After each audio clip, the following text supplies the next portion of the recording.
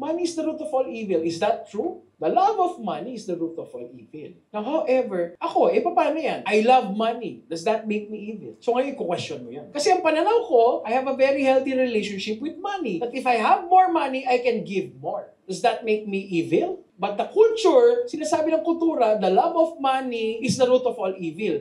Questioning ko ngayon. Kasi kung lagi kang walang pera, pansinin mo, ano paniniwala ko sa pera? Baka may disconnect. Now, the love of money is the root of all evil. Yan sinasabi ng iba. But ako, I don't just take right now with my consciousness, my awareness, I don't take that as a reality kagad. Kasi based on my experience, the love of money, that I'm able to give more, support more, bless more, is something that I want. So the love of money, in that context, is not evil. Huwag mo lang tanggapin yung nakagisnan. Questionin mo, relevant ba siya sa akin? Para makita mo yung present result mo, yung present self mo, pansinin mo yung past beliefs mo.